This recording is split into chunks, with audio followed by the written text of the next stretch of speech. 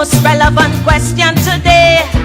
Now that the man retire, people spitting fire, and every talking head having their say.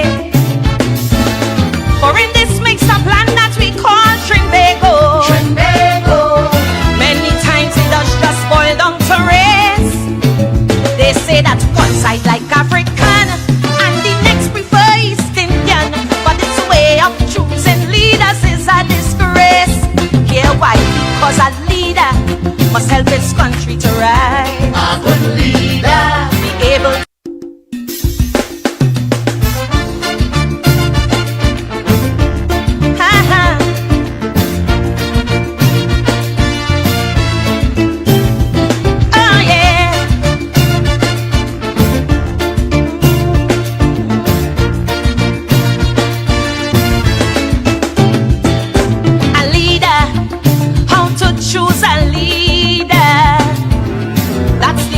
relevant question today. Now that the man retire, people spitting fire, and every talking head having their say.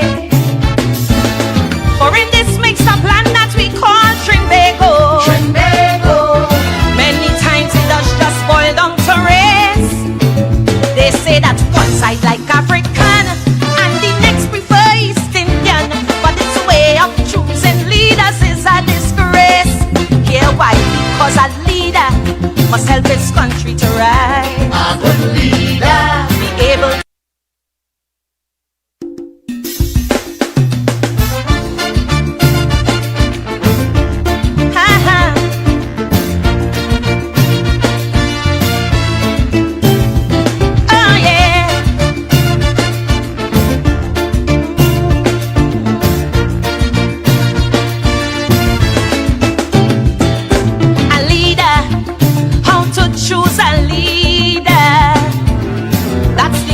relevant question today.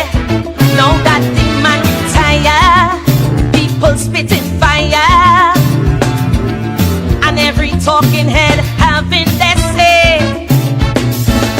For in this mixed up land that we call Trimbago, many times it does just boil down to race. They say that one side like African and the next prefer East Indian, but it's a way of choosing leaders is a disgrace. Hear why? Because a leader must help his country to rise. A good leader be able to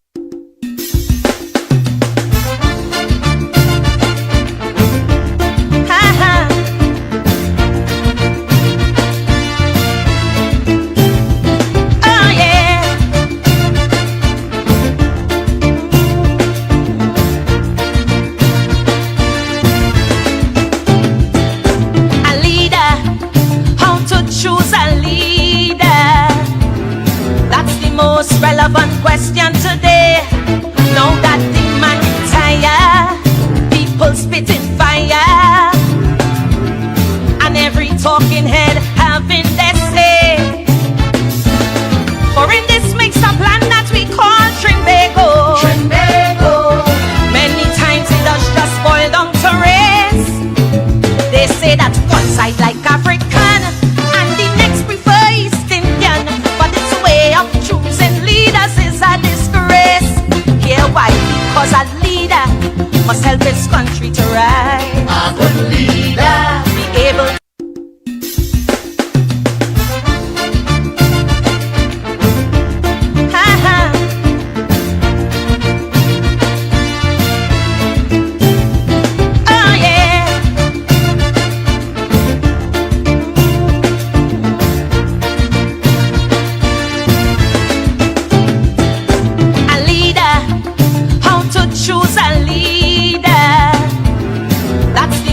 relevant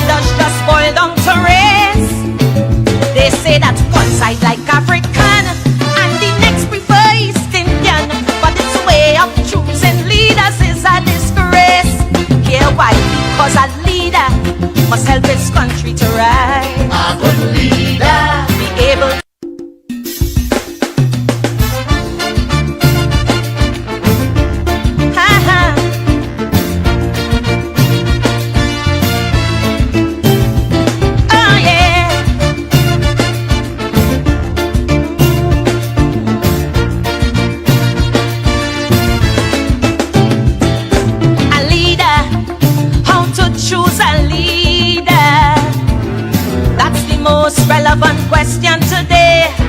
Now that the man retire, people spitting fire, and every talking head having their say. For in this mixed up land that we call Trinbago, many times it does just boil down to race. They say that one side like African and the next prefer East Indian, but this way of choosing leaders is a disgrace. Here why? Because a leader must help his country to rise. A good leader. Be able to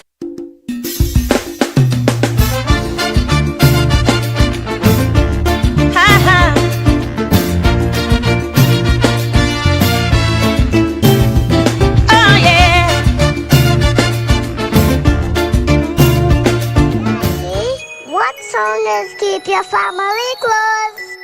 Fall in, fall in, fall in. Oh yeah, fall in. Lord, family. Christmas is a family. From the children to tante, cousin, uncle and auntie. Family, spend Christmas with family. Keep your family close. Life will be sweeter than candy. Well, let me hear you sing, oh, dulce caramelo, dulce caramelo, dulce caramelo, es la vibra. Dulce caramelo, dulce caramelo. A cada niño necesita una familia. A cada niña necesita una familia. No podemos olvidar a la familia. Respeta siempre a tu familia. Are you used to be with them in the rain and get you bobbing down in the drain? And when you catch yourself on that strain, them on your back again and again. There's so much a man go slowly climb. With them you spend so much of your time instead of getting exposed to crime. Still you man have a family line. Family. Christmas is a family. From the children to tante, cousin, uncle and auntie. Family, spend Christmas with family. Keep your family close. Vibes will be sweeter than candy. Well, let me hear you sing, oh, dulce caramelo, dulce caramelo, dulce caramelo.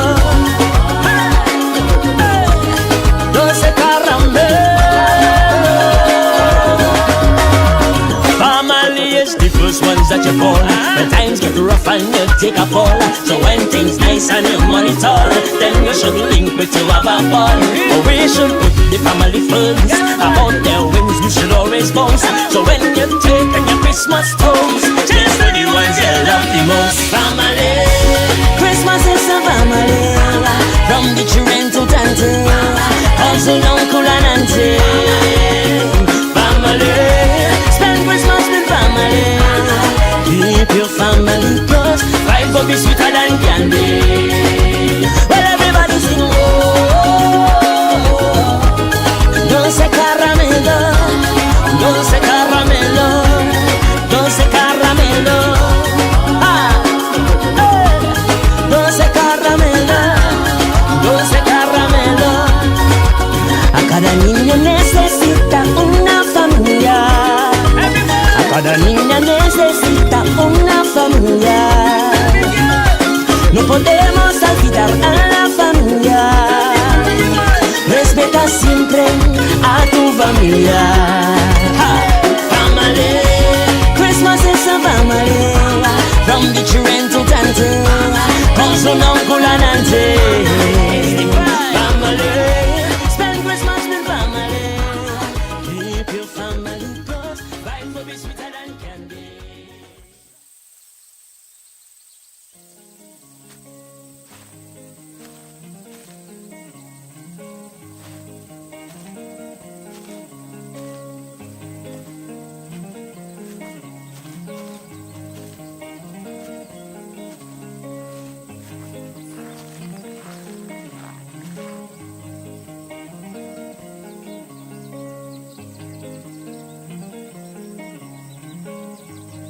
Hi fam, it's your girl the Taki Lendor, and I'm shooting my video for I Love right here in Parman.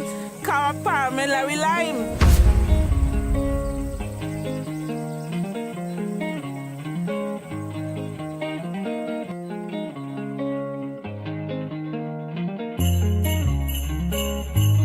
I like pastels, I like pay me, I like black cake and fruit cake too. I like turkey, I like sweet bread, give me the sorrel and ginger beer. But I love Jesus, Emmanuel, God is with us. He left heaven to save us, and we will overcome. Yes, I love Jesus, Emmanuel, God is with us. He left heaven to save us, and we will overcome. I like shopping, I like baking, I like painting. It's looking good. I see you cleaning, your power washing. I see your curtains, but just one thing. Do you love Jesus? Emmanuel, God is with us. He left heaven to save us, and we will overcome. 'Cause I love Jesus. Emmanuel, God is with us. He left heaven to save us, and we will overcome. Yes, I love Jesus. Emmanuel, God is with us. He left heaven to save us, and we will overcome. Yes, I love Jesus. Emmanuel, God is with us. He left heaven to save us, and we will overcome. He didn't have to come for me. He didn't have to die for me. He didn't have to set me free. But I'm glad that he did. He did. He didn't have to come for me. He didn't have to come. He didn't have to die for me. He didn't have to die. He didn't have to set me free. But I'm glad that he did. Yes, I love Jesus. Emmanuel, God is with us. He left heaven to save us, and we will overcome. Yes, I love Jesus. Emmanuel, God is with us. He left heaven to save us,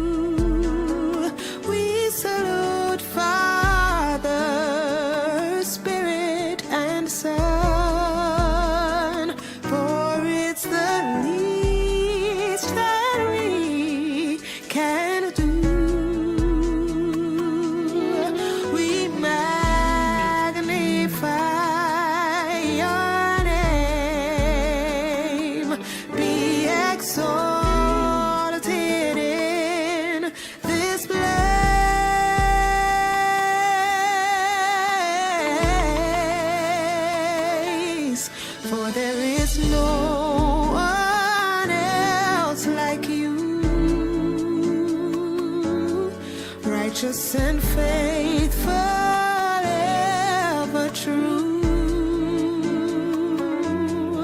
We lift our hands and sing all praises to the King of matchless worth, of matchless worth.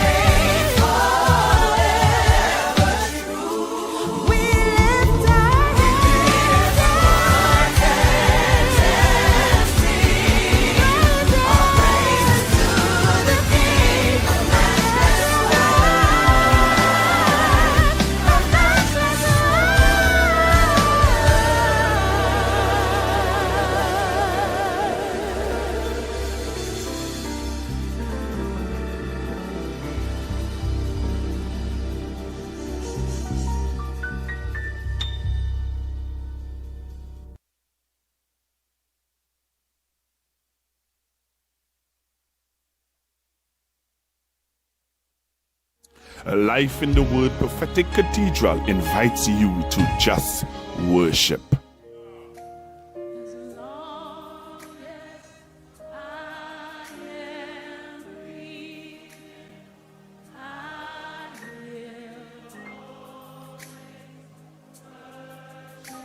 Come on, this is personal to you. Lift it up and say, and I will not be silent. From 7 p.m. at 166 Pointe-a-Pierre Road, Vista Bella, San Fernando. He's a healer. He's a sustainer. He's a provider. Everything I need, he has provided. Everything I needed, he has provided. He has been good. Right when I didn't know how I was going to make it, he always showed up. He always. Bring your family and friends to just worship.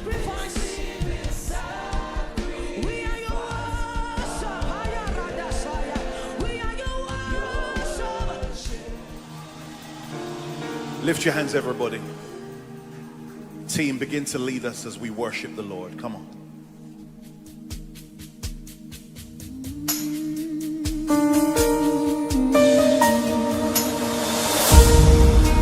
Crying out to you, Lord. We need you now, yeah. We're crying out to you, Lord. 'Cause we know you can do it. Yeah. You're the God who never changes.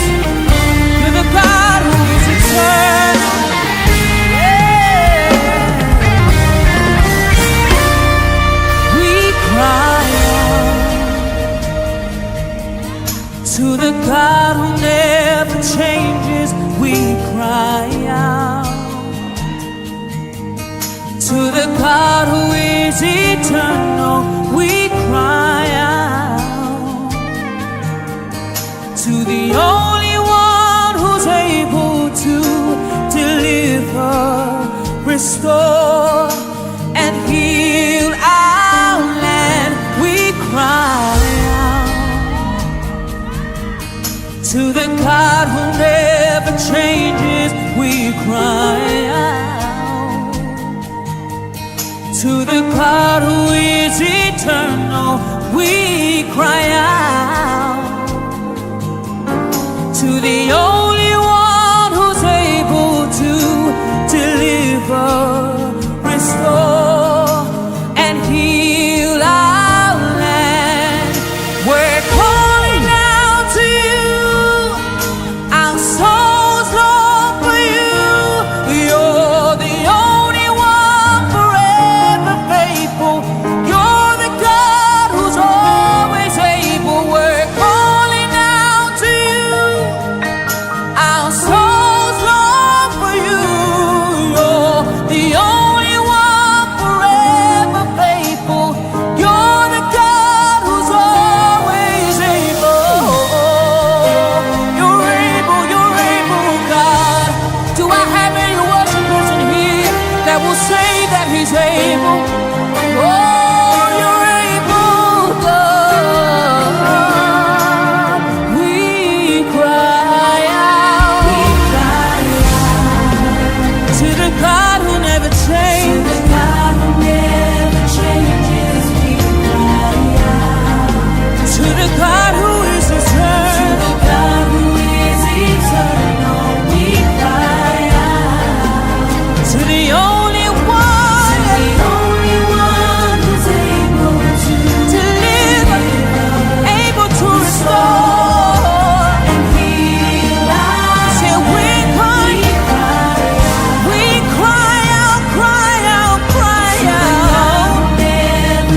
Yes, we cry out to the God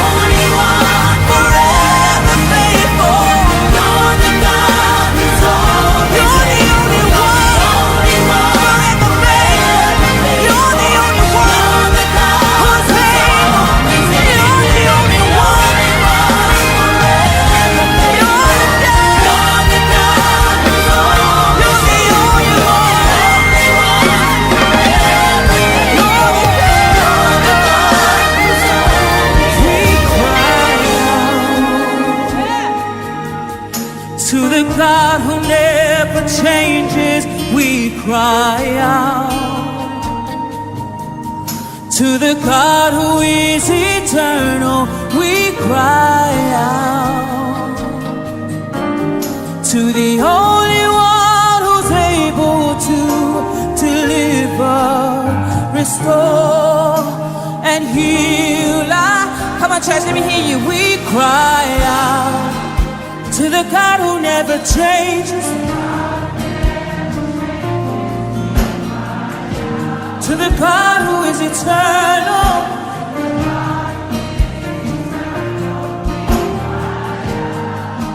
to the only one,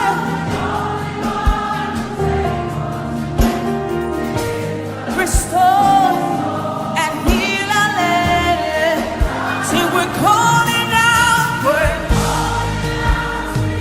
our soul up for you. You're the God. Yes, we're calling out to you. Anybody want to lift up their hands and say you're the only one. Information provided by the speakers and or presenter on Facebook and YouTube is for general informational purposes only. All information is provided in good faith. However, Constructive Talk makes no representation or warranty of any kind, express or implied, regarding the accuracy, adequacy, validity, reliability, availability, or completeness of this information.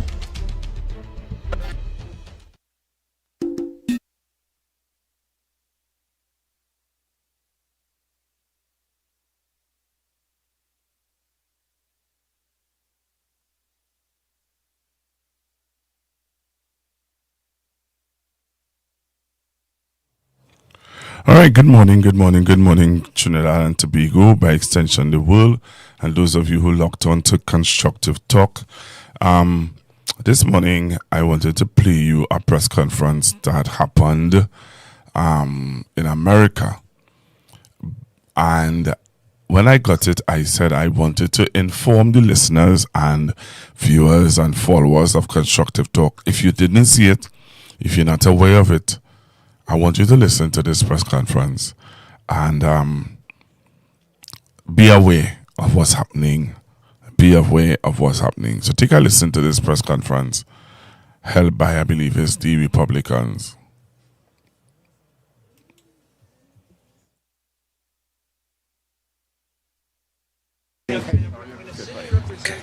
Good morning, everybody. Thank you for being here. I want to start with something that should alarm every American. Yesterday, Donald Trump called for Democratic members of Congress to be arrested for seditious behavior and said that their actions were, quote, punishable by death, simply because they reminded service members of their obligation and oath to follow the Constitution. Donald Trump, a draft dodger, is obviously a weak and lawless crook who doesn't believe in that oath. But we veterans take it seriously, and so do our troops. Your oath is to the law, not to any one man. That is the foundational principle of our democracy. When Trump threatens lawmakers for stating that simple fact, that's not just incendiary rhetoric.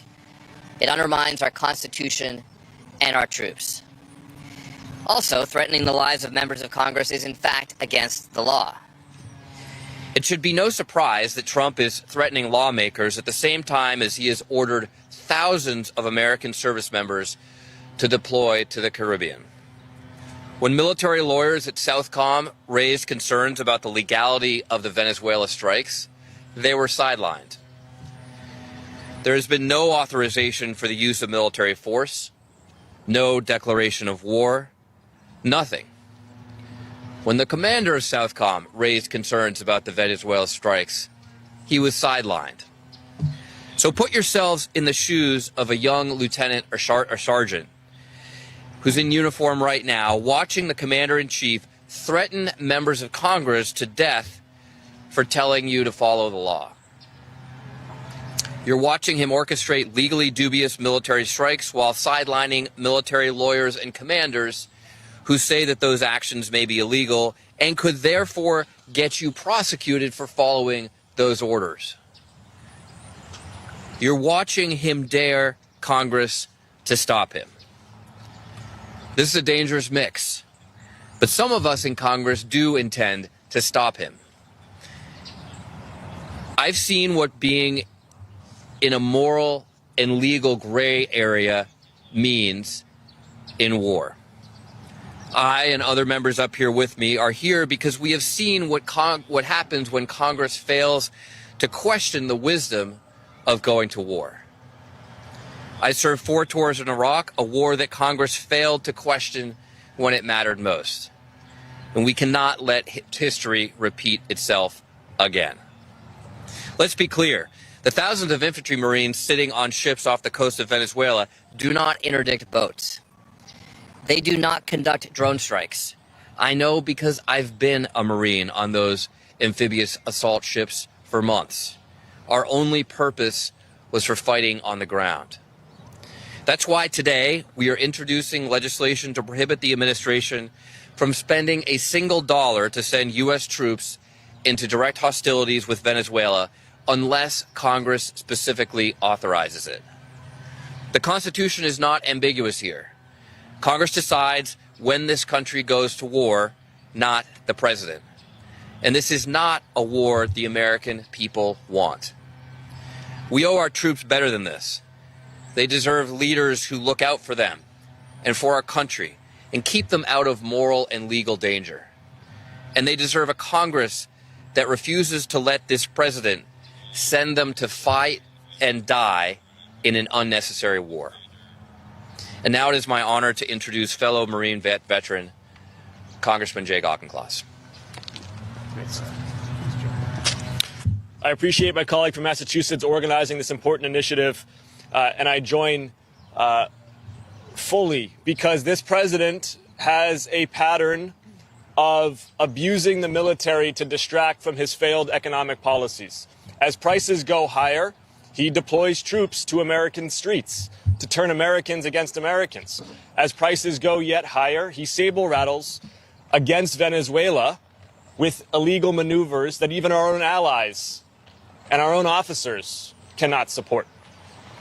Now, I served in summer of 2014 as the commander of a special operations mission to do drug interdiction training in Central America.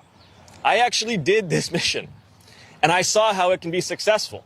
It is successful when we are in a training capacity on the ground, working with and through our allies in a legal capacity, the Panamanians, the Colombians. It is not successful when you deploy an aircraft carrier off the coast of Venezuela, as Congressman Moulton said, not designed to interdict drug trafficking boats, and instead will only buttress the position of this autocrat Maduro, as he can point to American saber rattling as an excuse for why he needs to cling to power and continue to immiserate his own people. Furthermore, this president is claiming now that it's necessary to strike to interdict fentanyl. Well, I served on the Select Committee on China last Congress and was the co-lead of the fentanyl working group. And I can say with assurance that 99% of fentanyl precursors are coming from China, not from Venezuela. This president picked a fight with China on tariffs, on sanctions, and he lost. He lost. And not only he lost, American farmers lost. And to distract from the fact that he had to tuck tail and run against Xi Jinping, he is now again trying to hide behind U.S. military saber rattling. We know that congressional Republicans are going to do nothing. They will never dare contradict their dear leader. They will not uphold their congressional oath. They will not act on behalf of the Constitution or the American people to say that we are done with military adventurism and we support the rule of law. If you want Congress to reassert its rightful role to and if you want Washington to focus on lowering prices as opposed to yet more endless wars overseas, we need to elect Democrats in Congress in 2026. Thank you. Oh, sorry. And now it's my honor to introduce Congresswoman Chrissy Houlihan. Thank you. And thank you, Rep. Moulton, for organizing this and us. I'm grateful to be here today. I want to start by first addressing the threats that were made yesterday against my life and the life of another 5 of us who serve here in this House and over in the Senate as well. This is not normal. This is not normal political discourse. Indeed, it is, in fact, an explicit embrace of political violence against the opposition. Not a single Republican member has condemned this call for violence. Not publicly, not privately. Not a single member has reached out to me, either publicly or privately. And with this, I am profoundly disappointed in my colleagues. As a member who has spent my entire career calling for civility and decency and building relationships with the other side of the aisle, I'm dumbfounded by the silence. People have asked us why now for this video that my colleagues and I recorded. And I'll tell you, this administration, as was mentioned by my colleagues, has repeatedly shown disregard for the military process. They've ignored dozens of court orders, fired hundreds of military lawyers, and gutted critical expertise within our armed forces. Given the president's track record, we have no choice than to take President Trump at his word, because he has shown time and time again that when he threatens to abuse his power, he acts on it. This kind of discourse fosters an environment where overreach and lawlessness become more likely, not less likely, and where the risk of being drawn into an unauthorized war and conflict grows, which is why we are here today, restoring constitutional guardrails at a moment when it is urgently, urgently needed. We've seen that this administration has overruled warnings from the JAG that lethal strikes in the Caribbean are not only illegal, but could constitute extrajudicial killings. We must not and we cannot allow this to go on further without Congress being involved. To date, Congress has not been presented with the intelligence and so does not have confidence that recent military strikes in the Caribbean are lawful. More than 20 operations have been carried out without any congressional authorization, and a senior Southern commander, as mentioned, has resigned. That should alarm every single American who believes in the civilian control of the military and the adherence to our rule of law, which is why my colleagues and I are here readying legislation that would prohibit the use of any funds for military force in or against Venezuela unless Congress explicitly authorizes it. No president of any party can initiate war without the people's elected representatives saying so. That principle is foundational to our democracy, to our Constitution, and it's essential to our national security as well. We must pursue a strategy that is rooted in diplomacy, rooted in partnership and restraint, and not in unilateral escalation. So this legislation would ensure that any decision involving the use of force is deliberate, it is lawful, and it is accountable to the American people. I look forward very much to introducing this legislation with my colleagues and ensuring oversight by Congress is restored. It's my privilege to turn it over to Representative Panetta for his remarks, and thank you. Thank you, Representative Houlihan, of course, Representative Moulton and my colleagues for this legislation, and thanks to all of you for being out here on this morning, let's put it that way. Again, I'm Jimmy Panetta from the 19th Congressional District, and prior to this position, I served as an intelligence officer in Afghanistan 07-08. I was also a prosecutor in Oakland, California, as well as in Salinas, California, in which I prosecuted gang members and drug dealers. And I can tell you, in both lines of work, we use evidence and we use the law to reach our decisions. Unfortunately, when it comes to military actions in the Caribbean by this administration, it has failed to provide the evidence, failed to uphold the law, and failed to justify its use of force. That is why I support this legislation to prevent the use of funds for military action in Venezuela and to ensure that this administration properly uses the evidence and the law not only to kill people, but to take our country to war. Now, let me tell you what the facts do show right now is that the table is being set for military action in the region. Over 10% of our deployed naval assets are under the purview of Southcom. That's the largest military buildup since the Cuban Missile Crisis. There's been a campaign of over 21 airstrikes against boats linked to drug smugglers that have killed 83 people. And they've redefined drug gangs as terrorists. All of this evidence points to a new war on narco terror that could easily lead to a costly military entanglement by a president who said he would end forever wars. Now, the law the administration is using to justify its gunboat diplomacy is fuzzy at best. They claim they're waging war on drug traffickers and using the war on terror as a template. But if you're going to war, as Representative Moulton said, you must go to Congress first. And if you don't do that, there must be evidence of hostilities or an imminent hostility towards the United States. We see none of that from this administration. No evidence of that, no abidance of the War Powers Act, and no evidence of justifying this use of force. As Representative Auchincloss accurately put it, there's no evidence that fentanyl is coming from Venezuela. There's zero evidence that these drug boats are going to the U.S. Outboard motor drug boats that would take 20 stops to refuel in order to make it to the United States. There's zero evidence of a long-term strategy to go after the root causes and root sources of the illegal narcotics that are on the streets of America. What I do see, though, and what I understand is that any attack on land, bringing conflict from international waters to sovereign territory, would be an extraordinary and expensive escalation that would pull our forces and focus away from the threats in Europe and the Pacific.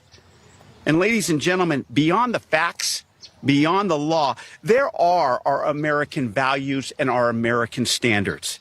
That when we engage in military force to kill people, we don't just blow up people to declare a victory.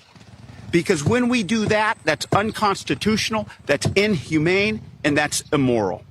That's why this law is needed, to ensure that this administration has the evidence to justify their acts, to ensure that this administration understands that we are a nation of laws, and to ensure that this administration and any administration going forward always upholds our democratic values.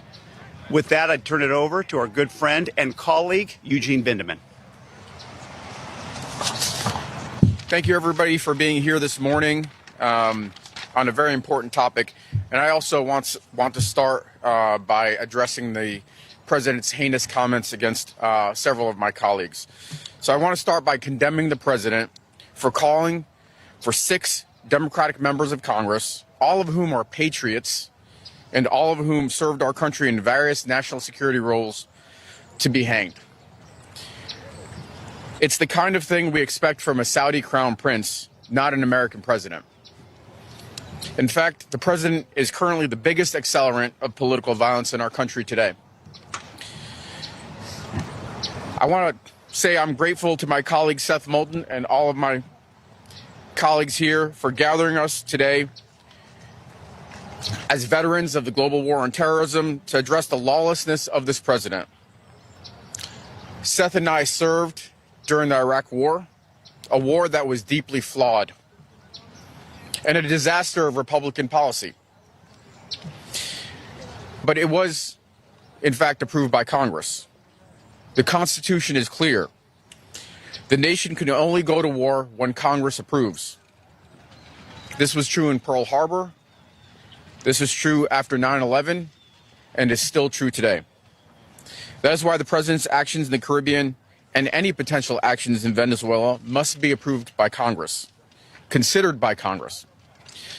As an expert in international law and the law of war, as a JAG, and an NSC advisor that advised senior leadership, both military and civilian, on when it was appropriate to go to war and the conduct of war, I have serious reservations about the legality of the president's strikes and concerns about the jeopardy that puts our service members in.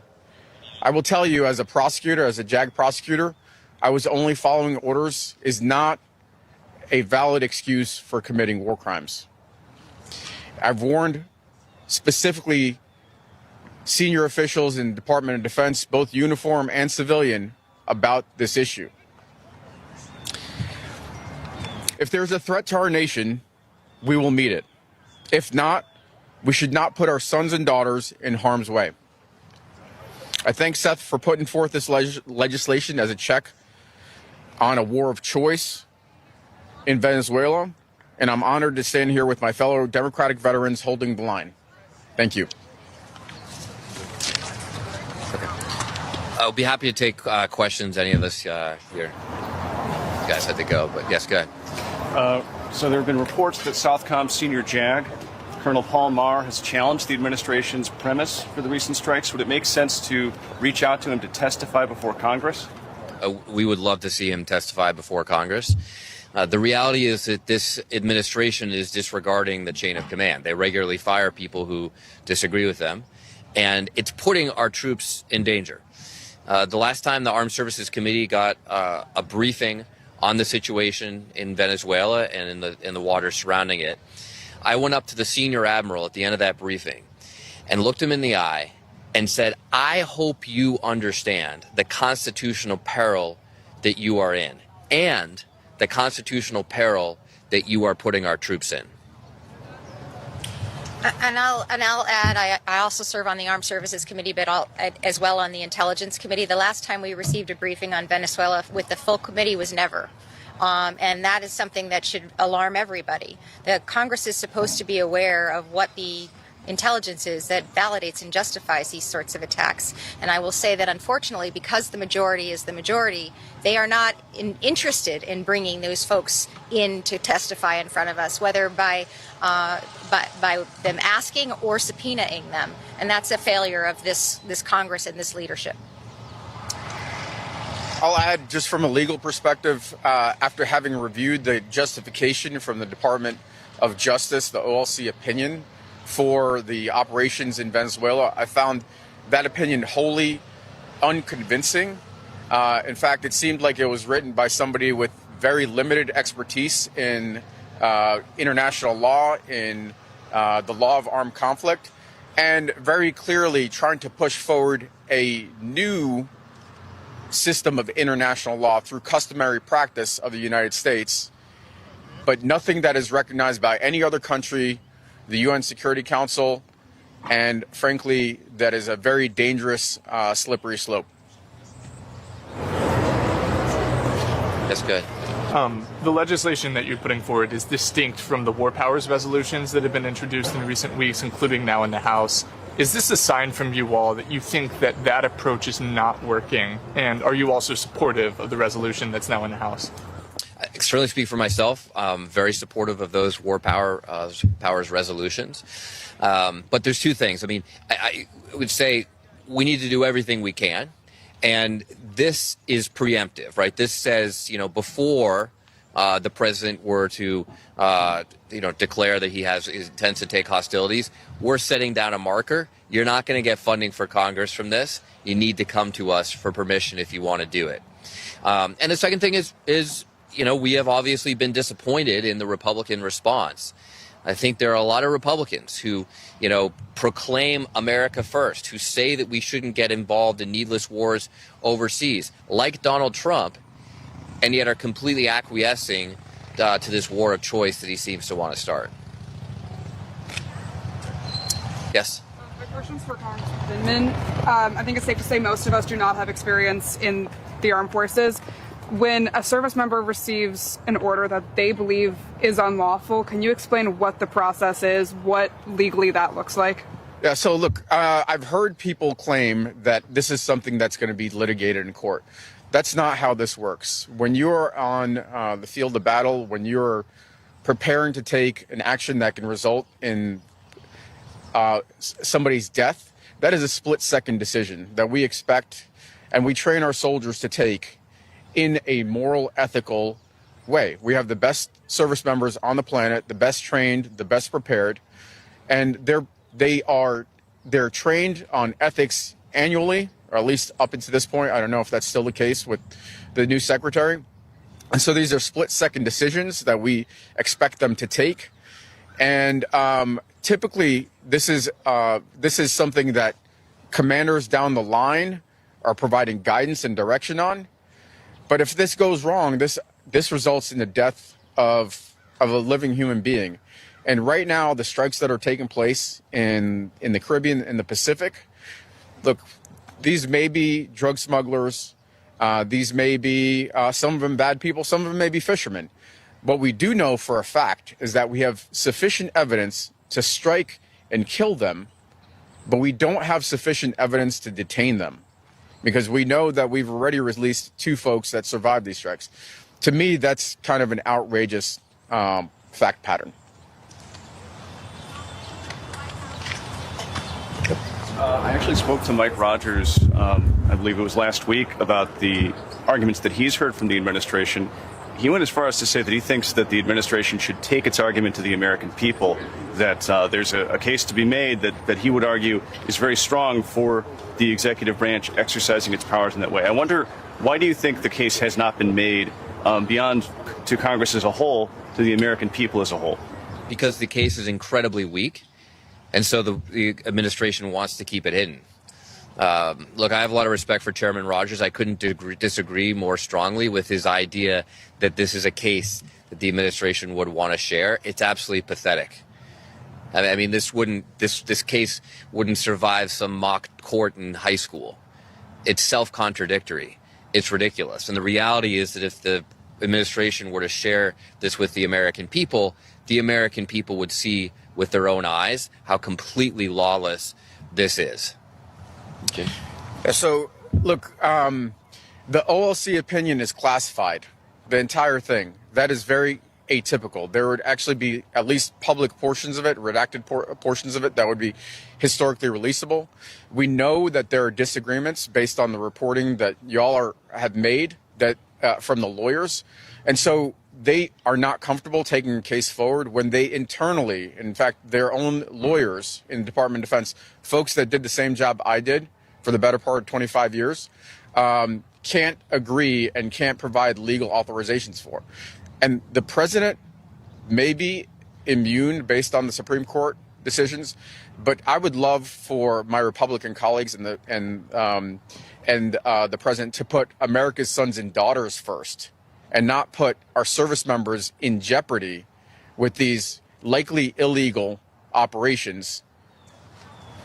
Yeah. Let me just add one more thing. When Congressman Vindman and I received the briefing on the House Armed Services Committee, a half hour before the briefing was to start, they canceled the lawyers. So every time we had a question, and it was not just Democrats, there were a few courageous, thoughtful Republicans who asked really tough questions because they too saw that this was a completely ridiculous legal opinion.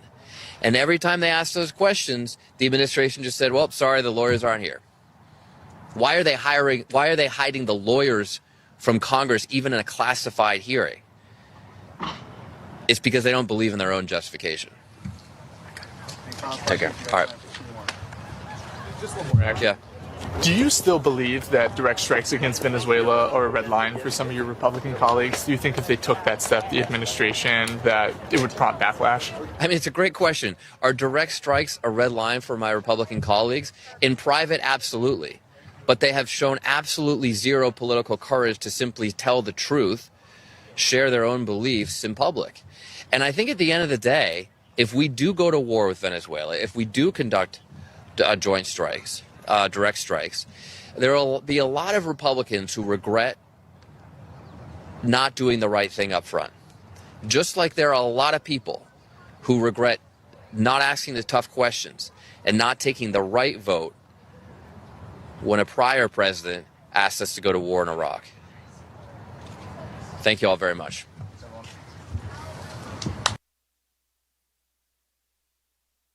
Just had a great meeting, a really good, very productive meeting. We have one thing. The information provided by the speakers and/or presenter on Facebook and YouTube is for general informational purposes only. All information is provided in good faith. However, Constructive Talk makes no representation or warranty of any kind, express or implied, regarding the accuracy, adequacy, validity, reliability, availability, or completeness of this information.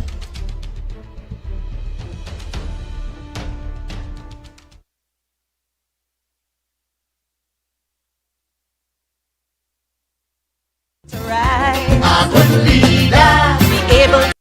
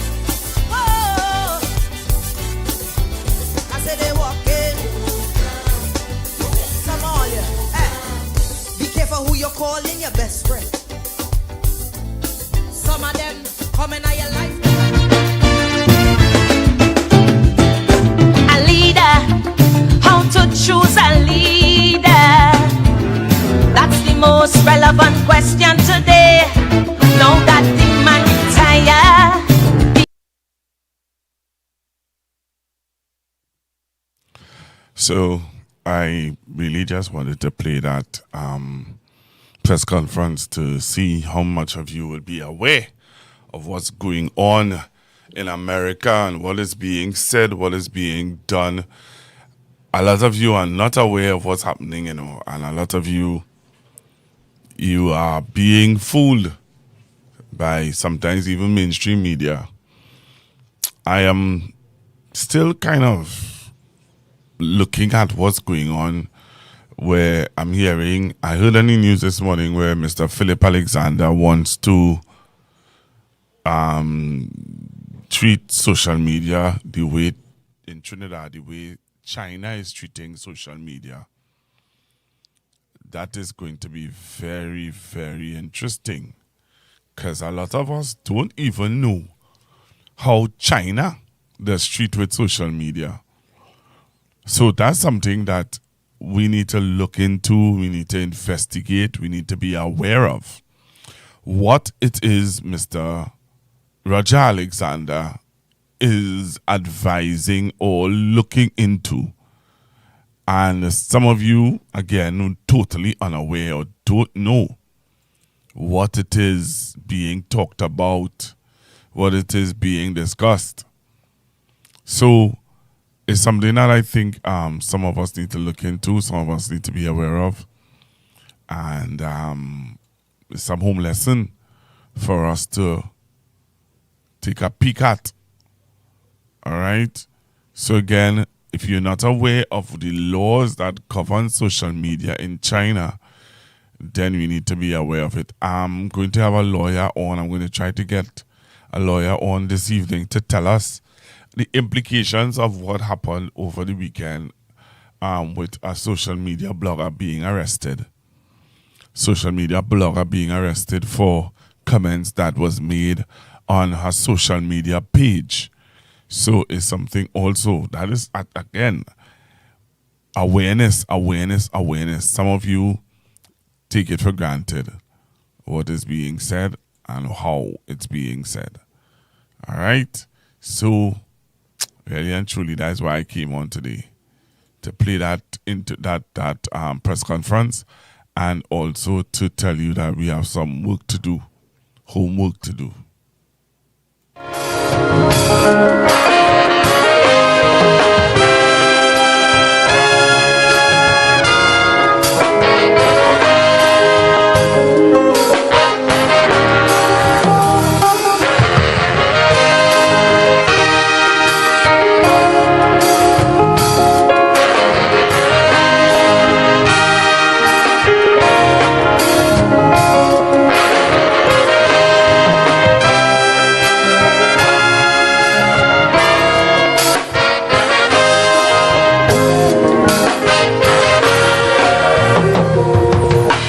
Greetings to you, Prime Minister. This letter is just for you.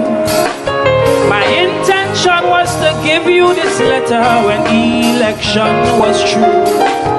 But since Dr. Rowley was stepping down, I figured I couldn't wait. I'm reading it now. I'm reading it now. Before it's too late. Before it's too late. I hear people say the PNM wasting the nation's time.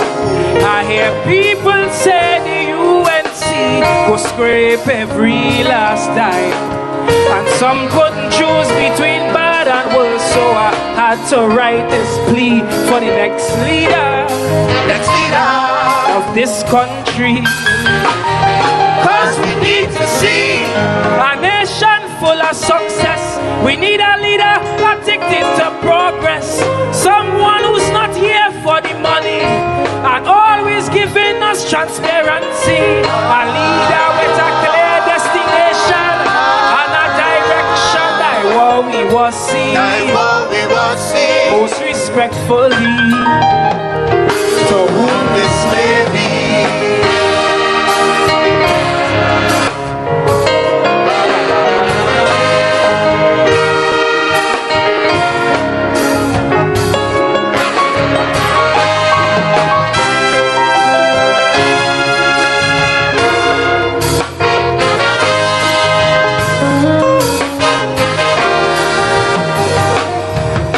Some people say bad politics slowing this nation down.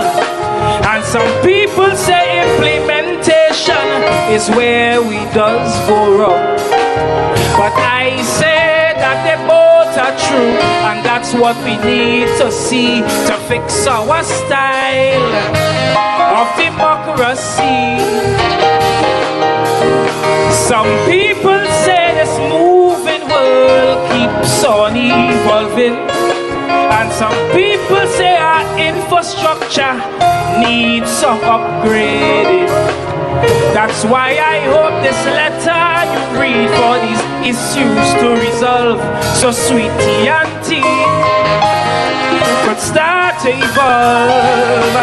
Cause we need to see ministries that competent, information you'll get in 10 seconds, public servants who will answer the phone and give you advice with a pleasant tone. A bank run should take you the whole day.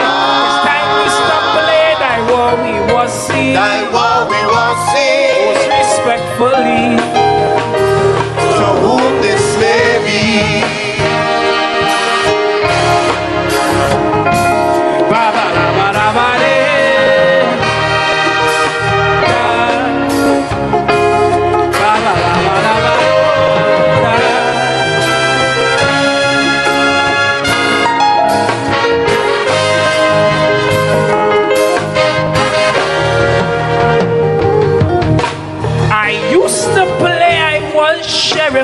When I was a little boy, but when I see they arrested Earl, I'm glad my gun was just a toy. It reminds me there are few ways up and 1,000 ways to fall. That's not just for one, but that goes for all.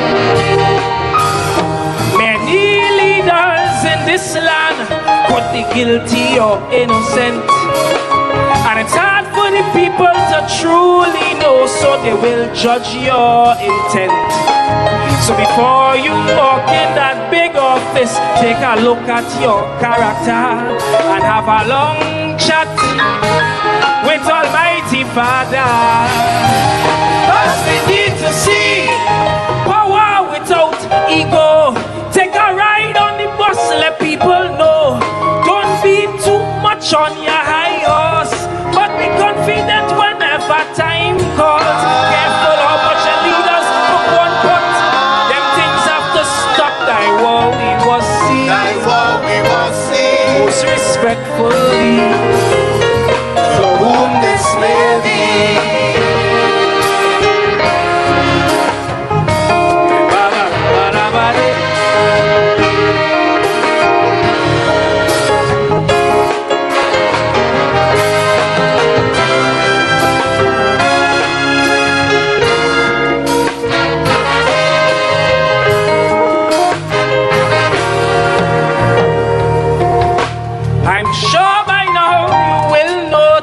This is written in the future tense, with hopes that you are a leader of great poise and great resilience, one who structures TNT with its local policies, not from global powers, but what the nation needs.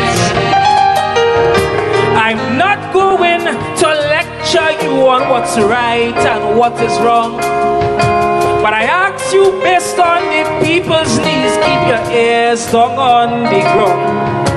And don't be like Gillian Bishop and not care what the people think, cause you could still learn from the babes and sucklings.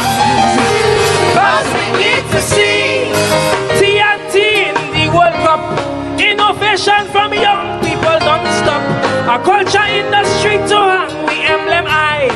So Soca go stop trying to eat the pie. A leader who strike fear into criminals, that is critical. Thy war we was see. Thy war we was see. Most respectfully, to whom this may be.